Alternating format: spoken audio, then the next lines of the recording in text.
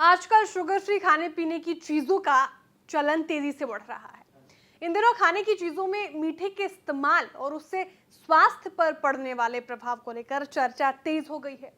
गैर चीनी मिठास यानी कि नॉन शुगर स्वीटनर्स को लेकर डब्ल्यूएचओ और पेय खाद्य पदार्थ बनाने वाली कंपनियां आमने सामने आ गई हैं। डब्ल्यूएचओ ने ऐसा क्या खुलासा किया कि कोका कोला, पेप्सिको, डाबर जैसे बड़ी कंपनियों में हड़कंप मच गया। क्या है पूरी खबर, ये हम आपको इस रिपोर्ट में बताने जा रहे हैं। हेलो एंड वेलकम, मैं हूं श्रेया ठाकुर और आप देख रहे हैं विस्तार। कुछ दिन पहले विश्व स्वास्थ्य संगठन यानी कि डब्ल्यूएचओ ने खाने पीने की चीजों में इस्तेमाल होने वाले गैर चीनी मिठास को लेकर दिशा निर्देश जारी किए।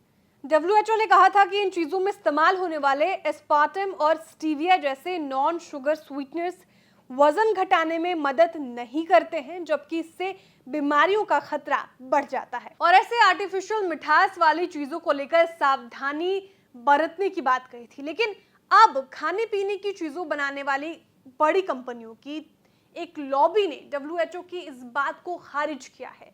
Coca Cola, PepsiCo, red bull, Dabur और टेट्रा पैक जैसी कंपनियों की एक लॉबी के मुताबिक नॉन शुगर स्वीटनर को लेकर डब्ल्यूएचओ के हालिया दिशा निर्देश वैज्ञानिक रूप से ठोस नहीं है।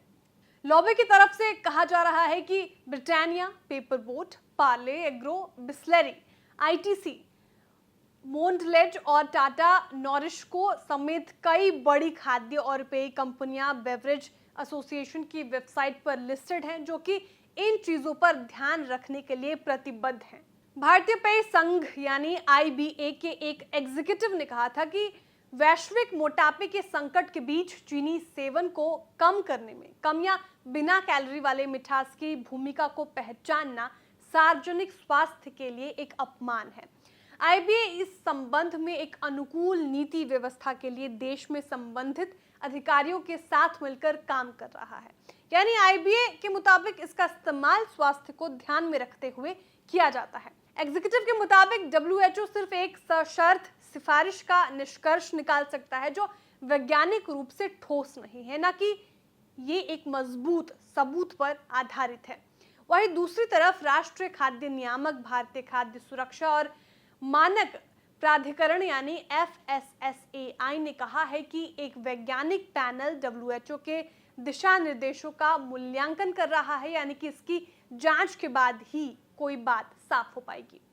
इस उद्योग से जुड़े कुछ अधिकारियों के मुताबिक दिशा निर्देशों और लेबलिंग में बदलाव के लिए गैर चीनी मिठास वाले प्रोडक्ट्स पर चेतावनी की जरूरत होती है। अब तक इस मामले में एफएसएसएआई के पास खाने पीने की इन चीजों में मिठास के इस्तेमाल को लेकर कोई दिशा निर्देश नहीं दिए गए हैं।